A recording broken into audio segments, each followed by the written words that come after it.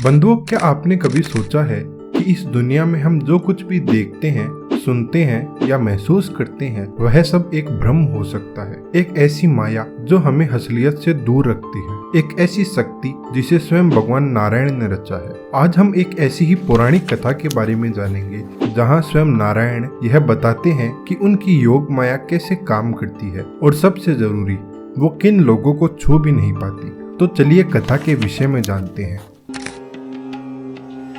यह बात उस समय की है जब नारायण अपनी योग निद्रा में से उठते हैं तो उनके मन में सृष्टि की रचना का विचार आता है और तभी उनके भीतर से 3 महाशक्तियां प्रकट होती है, जिनमें सबसे पहले सृष्टि के रचयिता ब्रह्मा जी उत्पन्न होते हैं। उनके बाद भगवान के क्रोध से संहार के देवता भगवान रुद्र का जन्म हुआ और फिर एक ऐसी देवी का प्राकट्य हुआ जो अत्यंत सुंदर और मनमोहक थी, जो कि महामाया देवी लक्ष्मी थी, जिन्हें देखकर ब्रह्मा जी ने नारायण से कहा, हे माधव, इस संसार को मोहित करने के लिए इन देवी को नियुक्त कीजिए ताकि मेरी सृष्टि और भी अधिक वेग से बढ़े। तब मुस्कुराते हुए नारायण ने देवी लक्ष्मी से कहा, हे देवी, मेरे आदेश से आप देवताओं, असुरों तथा मनुष्यों से युक्त संपूर्ण विश्व को भी अपनी माया से मोहित कर संसार में प्रवृत्त करो।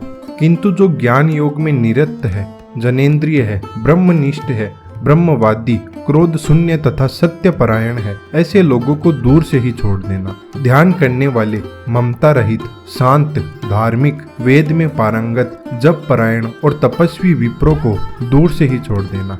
जो जप, होम, यज्ञ एवं स्वाध्याय द्वारा देवादिदेव महेश्वर का यजन करते हैं, उनका प्रयत्न पूर्वक दूर से ही परित्याग कर देना। और जो भक्ति योग में लगे हुए हैं, जिन्होंने अपना चित्त भगवान को अर्पण कर दिया है और जो प्राणायाम आदि में निरत है, जो मंत्रों का जाप करने वाले हैं, उन धर्मज्ञ व्यक्तियों को छोड़ देना। और जो अपने धर्म का पालन करने वाले हैं, ईश्वर की आराधना में सतत रत है, हे देवी, उन्हें मेरे आदेश से कदापि मोहित न करना।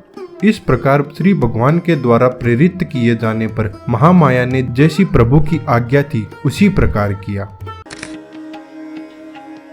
और जैसे ही ब्रह्मा जी ने अपनी सृष्टि का कार्य प्रारंभ किया, योग माया ने भी अपना कार्य प्रारंभ कर दिया। उन्होंने उन लोगों पर अपना प्रभाव डालना शुरू किया जो शराब पीते थे, मांसाहार करते थे और व्यभिचार में लिप्त थे। उन्होंने उन्हें अपने मायाजाल में फंसा लिया था। इसलिए इस महामाया से बचने के लिए लक्ष्मी की आराधना करनी चाहिए। भगवत पत्नी देवी महालक्ष्मी की पूजा किए जाने पर वे ऐश्वर्य, पुष्टि, मेधा, यश एवं बल प्रदान करती है। इसलिए लक्ष्मी की भली भांति पूजा करनी चाहिए। और यह कथा हमें सिखाती है कि यह माया, यह भ्रम उन लोगों पर हावी नहीं हो सकता जिनके जीवन में ज्ञान, तप, वैराग्य और निस्वार्थ भक्ति है। अगर आप भी इस दुनिया के मायाजाल से बचना चाहते हैं तो इन रास्तों को अपनाइए, क्योंकि जब आप भगवान से जुड़ते हैं तो ये माया भी आपकी सेवा में लग जाती है।